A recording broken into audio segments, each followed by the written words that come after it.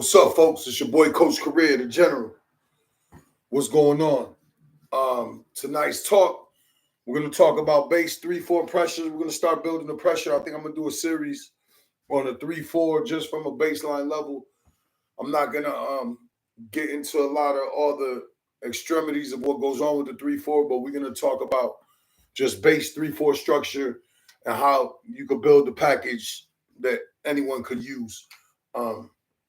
The majority of my career, I've been an odd structured defensive guy, whether it was 3-5-3, started as 5-3, then it morphed into 3-5-3, then eventually into 3-4, because over the last 20 years, even at our level, the 8th, 7th grade football levels, the shotgun has become more prevalent. You see a lot more 2x2 sets, 3x1 sets.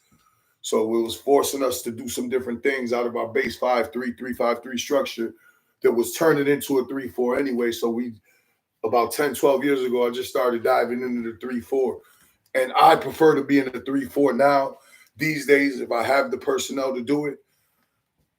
But we still use a lot of 3-5-3 stuff. But today we're going to talk 3-4 football, and we're going to talk about how we start building to getting to our 4-man pressures. To me, in my verbiage, pressure is your base rush, meaning how we get to 4. Why the 3-4 is a little more difficult than the 4-3 is because we always got to have a call to get to the 4th rusher.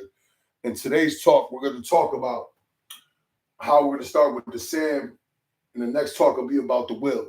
But our base pressure in the 4-3 would be our Sam pressure.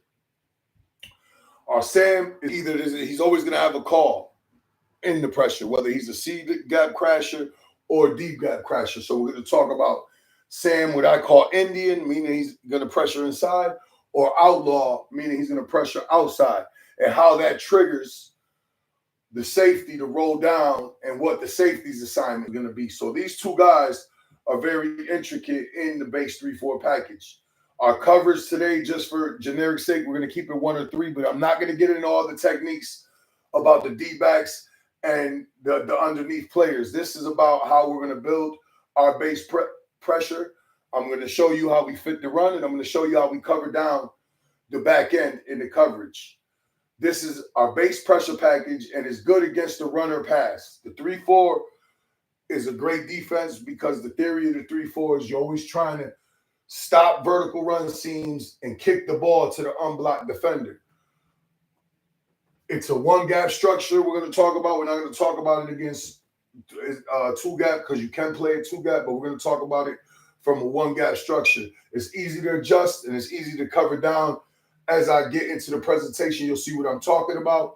And like I said, the why you're in the odd structure is because you're always trying to stop all vertical run threats and push the ball to the unblocked player. So let's just get into the presentation. So this first part of this I'm going to talk about is going to be Sam, and we're just going to say it's Indian. The coverage would be the 1 or 3. That doesn't matter because we just talk about the Sam. If he's Indian, that means he's going to be a C-gap crasher. That means this Sam, at the height of the ball, is going to spike into the C-gap and disrupt the C-gap. He's going to try to attack the edge hip of this tackle. That's also triggering the front, meaning they're going to roll away. Here's your cage player here. That's also telling this safety whether you play him from depth and roll him down or you line him up in a hard 8-man box, that he's the D-gap contained player. He has the outside cage. He's D-gap. He's going to be counter boot reverse. Obviously, we have a player for the A-gap. We have a player for the B-gap. We have a player for the D-gap on the backside. So we're all covered down against the run here. Our base coverage could be the 1 or 3 because we got 3 deep defenders. And it's that simple. The first call, we would just call this Sam Indian 1 or 3, whether it's 1 or 3, or it could be covered 2, 4, 6. You know, like I said, this is not going to get into that. But this is our base 4-man pressure, Sam Indian. Now, when he spikes and crashes this C-gap, he's got to attack the edge of this tackle.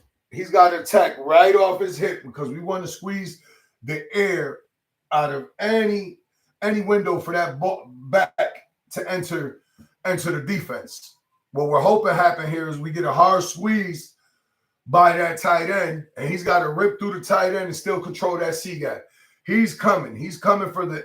He will be aiming for the depth of the deepest back, which in this case would be the tailback. So if that ball starts coming here, we can spill the ball